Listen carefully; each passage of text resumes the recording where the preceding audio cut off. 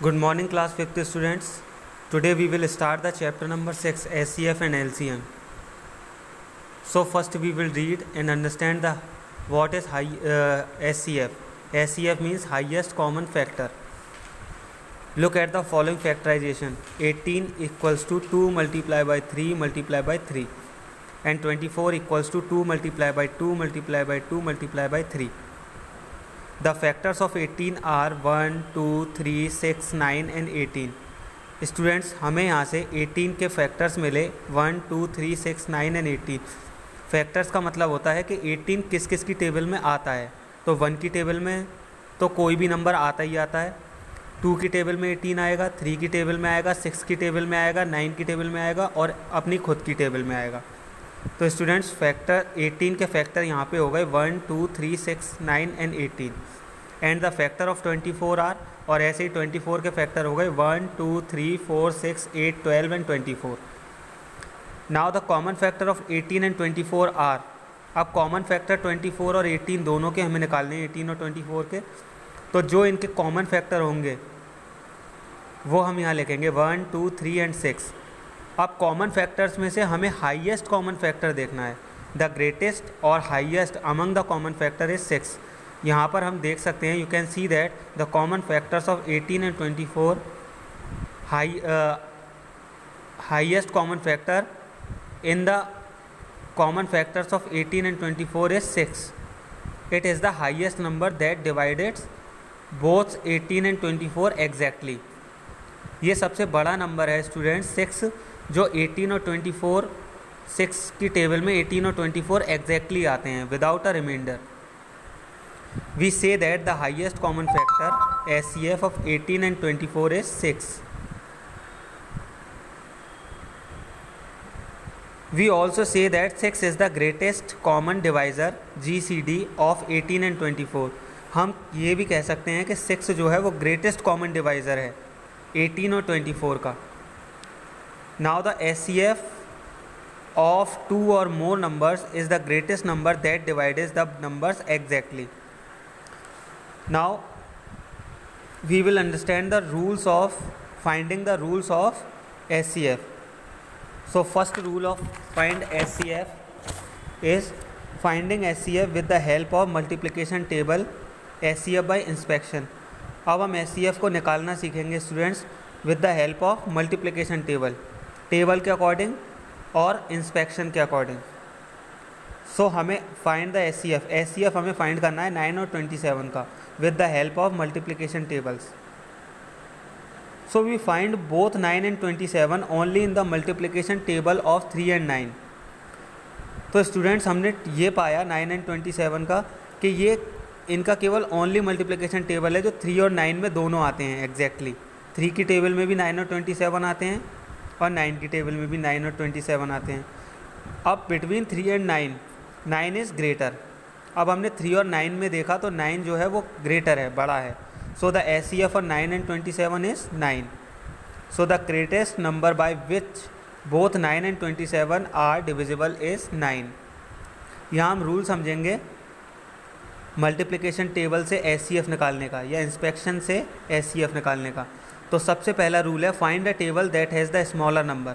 हमें दोनों में से या तीनों में से जो भी नंबर्स हमें दे रखे हैं जिनके हमें SCF निकालना है, उनमें से हम ऐसी टेबल फाइंड करेंगे जिसमें वो स्मॉलर नंबर आता हो. Second thing is the large number is that table two. क्या वो लार्ज नंबर भी टेबल में आता है उसी टेबल में? अगर नहीं आते हैं दोनों तो चेक अनदर टेबल, या एक भी आता है तो हमें दूसरी टेबल को चेक करना है. Now find the SCF 21 and 56 bye inspection.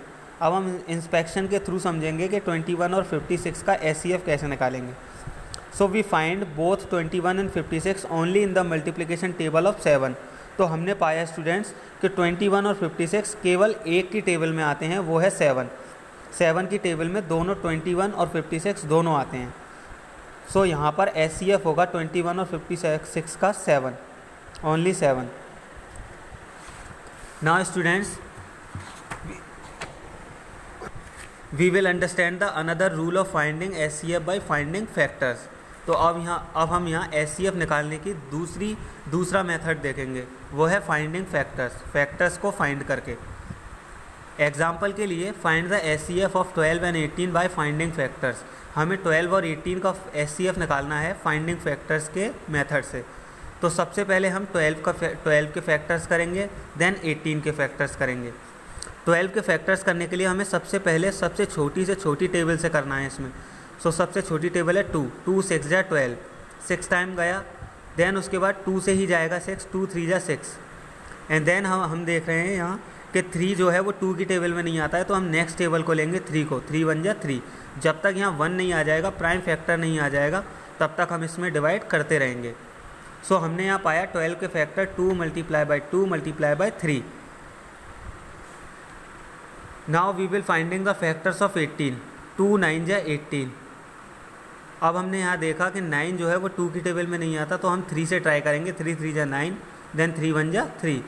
सो 18 के फैक्टर्स हो गए हैं 2 मल्टीप्लाई बाई 3 मल्टीप्लाई बाई 3।